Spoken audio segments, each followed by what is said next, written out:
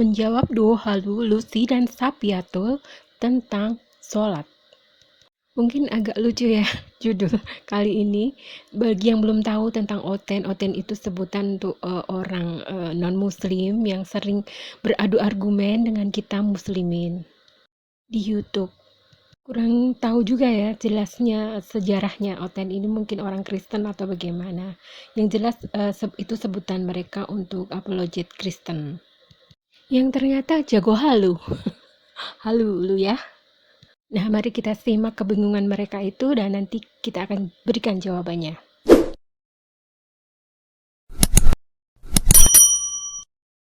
Bertanya-tanya, gila ya, selama ini berarti gue sholat itu dibohongin. Lalu saya berpikir, berarti dalam sholat itu isinya kita cuma ngedoain Nabi Muhammad beserta para sanak saudaranya, beserta para sahabatnya, supaya Allah memberkati beliau dan para sanak saudaranya dan para sahabatnya seperti Allah memberkati Nabi Ibrahim. Diakui juga bahwa Ibrahim adalah bapak segala bangsa. Saya nggak mau bodoh sendiri dong, saya tanya sama Habib. Karena pada saat itu kan saya masih sosok ya, jadi saya ngaji, saya ikut, saya tanya. Saya bilang, mungkin teman-teman ada yang mau menjawab tadi menjawab saya juga pertanyaan ini. Karena pada saat itu pertanyaan saya dijawabnya tidak bisa. Saya tanya, Habib, siapa yang menciptakan sholat? Saya tanya. Habib cuma bilang, Allah. Karena Islam adalah agama Allah. Agama yang diturunkan Allah. Islam adalah agama Allah. Oke, berarti sholat yang ciptakan Allah ya, Habib? Ya, yang ciptakan Allah. Saya buka dong. Habib, mohon maaf, saya mah bahasa Arab masih bego banget. Habib kan orang ya turunan Arab. Saya bertanya, Habib, ini di atahiyat ini artinya begini, seperti saya tadi sampaikan. Ya lalu, Habib, mohon maaf ya Habib, kalau memang begitu nih doanya nih ya Habib. Ya Allah, ampunilah dosa Nabi Muhammad beserta para sanak saudaranya, beserta para sahabatnya. Berkahilah Nabi Muhammad beserta para sanak saudaranya, beserta para sahabatnya, seperti engkau memberkahi Nabi Ibrahim. Habib, kalau memang Allah yang menciptakan sholat, kenapa Allah minta sama Allah? Saya bilang gitu, saudara. Gak bisa jawab Habibnya. Oh iya ya Lucy. Enggak, saya salah apa enggak nih? Saya baca soalnya kan pada saat itu nggak bisa searching ya. Ini saya baca begini, saya bawa itu. Oh iya ya Lucy ya. Ah sudahlah. Dari sananya memang kayak gitu katanya.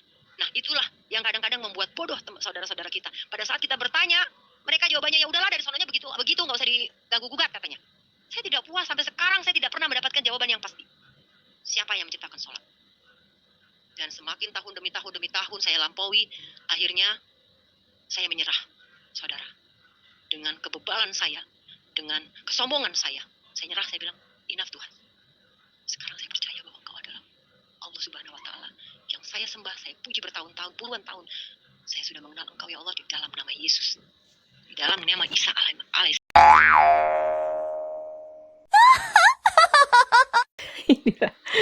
Tipe teman-temannya si Sapiatul. Itulah kebodohannya Oten ya, tapi maklumlah kalau pinter pastilah mu'alaf. Pertama, Islam bukan Arab. Di Arab itu banyak sekali kepercayaan lain selain Islam. Ada pagan juga ada, Kristen Ortodok juga ada, banyak sekali penyembah batu api, penyembah Dewi Nil dan lain sebagainya ya. Dan justru Muslim itu mayoritas adalah non-Arab ya. Memang asalnya sejarah awalnya Nabi Muhammad berjuang menjelaskan tentang Islam itu di Arab. Sebagai nabi terakhir, Nabi Muhammad itu nabi terakhir Islam. Sedangkan nabi Islam yang pertama adalah Nabi Adam. Jadi Islam itu sudah ada sejak manusia ini ada, sejak Nabi Adam ya. Allah hanya merestui dan meridhoi Islam sebagai satu-satunya agama. Setelah Nabi Adam tiada, maka muncul berbagai penyelewengan terhadap ajaran Islam yang diajarkan oleh Nabi Adam.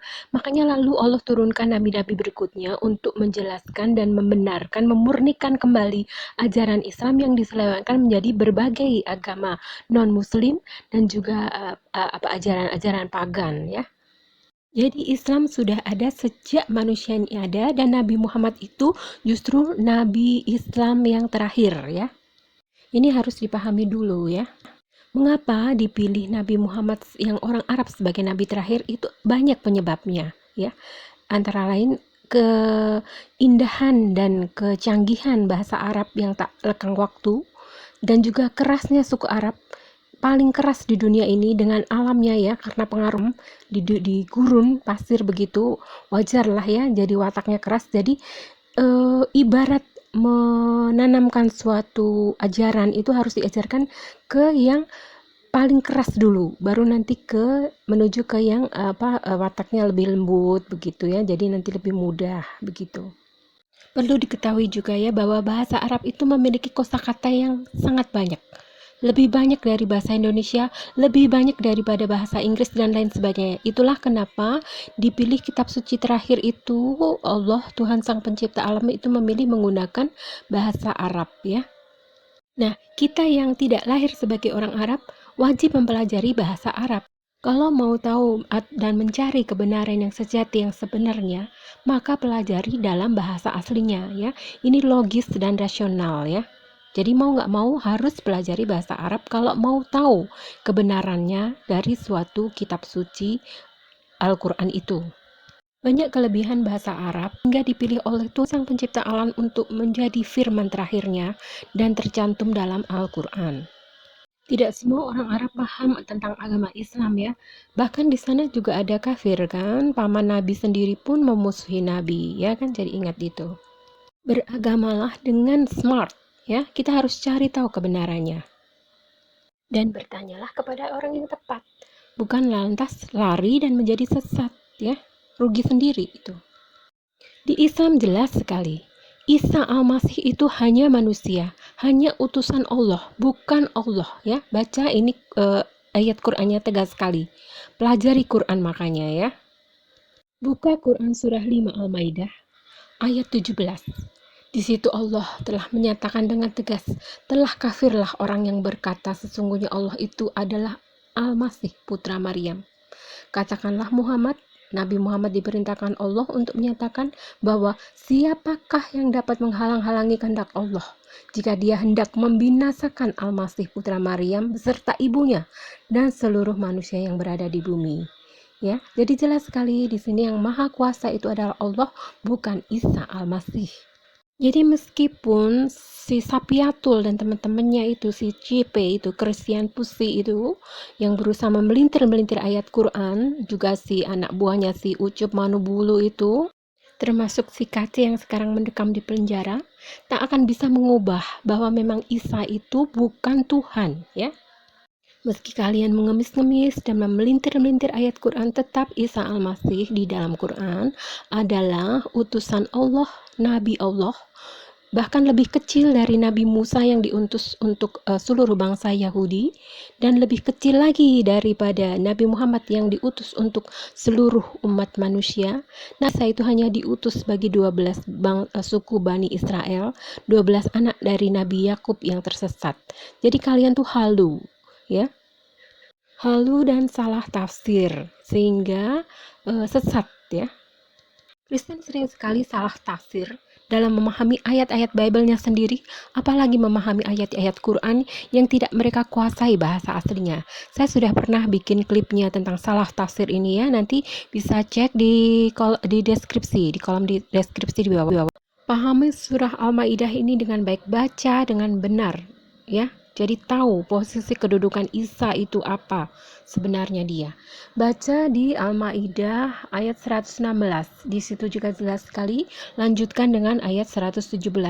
Nabi Isa sampai malu dan ketakutan waktu ditanya oleh Allah apakah dia mengaku sebagai Tuhan dan mengajarkan kepada manusia sebagai Tuhan.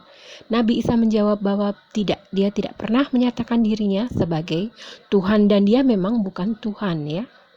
Oke, clear tentang Isa bukan Tuhan. Lalu berlanjut ke bacaan sholat. Tentang tasyahud akhir atau atahiyat akhir. Sebelumnya dipahami dulu, adab muslim dengan muslim yang lain itu jika bertemu saling doa mendoakan. Itulah silaturahmi dalam agama Islam.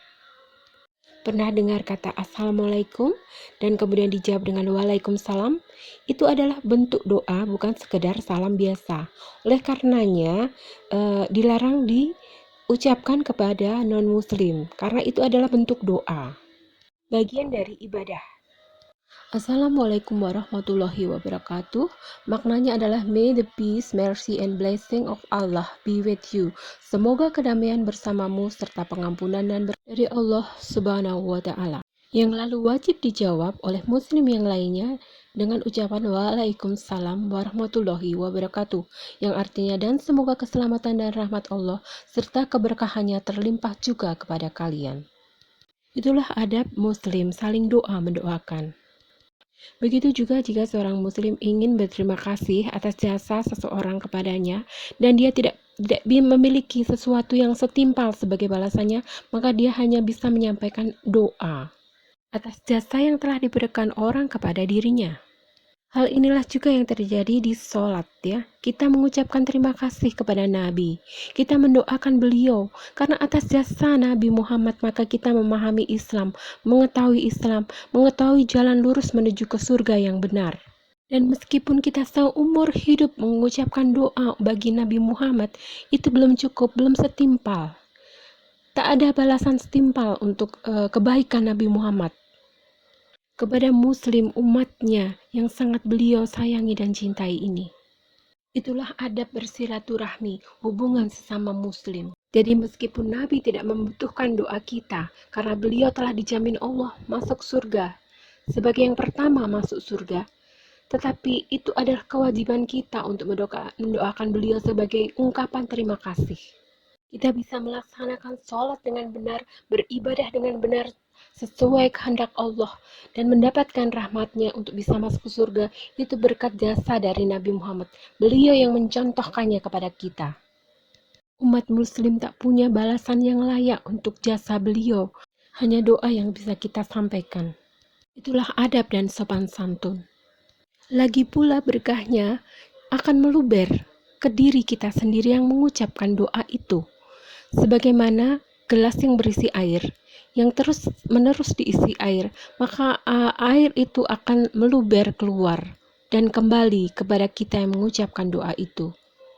Doa yang dipanjatkan kepada Allah yang diiringi dengan sholawat Nabi akan lebih cepat dikabulkan oleh Allah. Hal ini telah banyak yang mengalaminya. Nanti kita mau bikin tentang kesaksian tentang ini ya, pengalaman melakukan doa yang disertai dengan sholawat Nabi. Jika kita mendoakan baik kepada orang lain, maka malaikat pun akan turut mengamininya.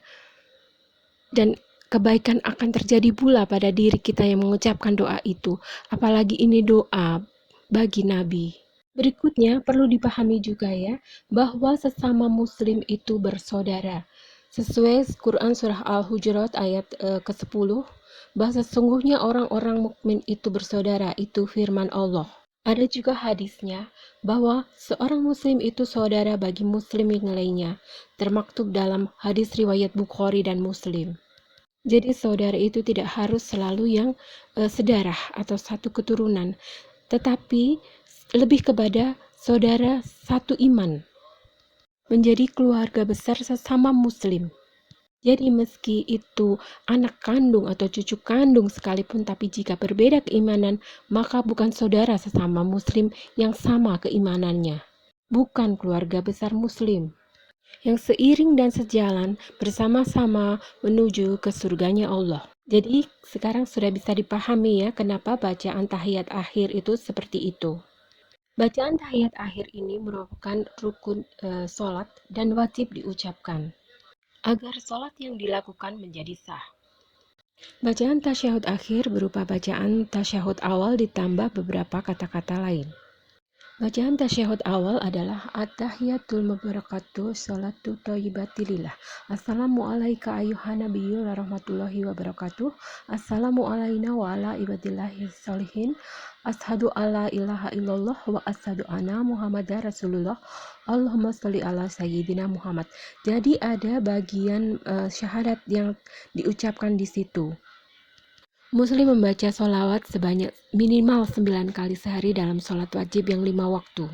Syahadat merupakan salah satu syarat untuk bisa masuk ke surga, sebagaimana yang telah ditetapkan oleh Allah, yakni Allah hanya merahmati kepada Muslim yang pada saat meninggal mengucap La ilaha illallah Muhammadar Rasulullah.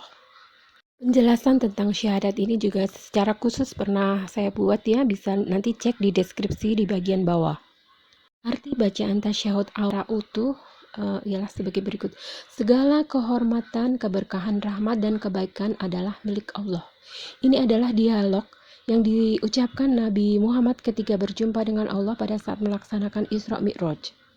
Pada saat Isra Mi'raj itulah Nabi Muhammad mendapat perintah dari Allah untuk melaksanakan sholat Sebagaimana juga perintah Allah kepada para nabi pendahulu yang sebelumnya juga, dengan tata cara yang sedikit berbeda sesuai dengan kondisi pada zamannya.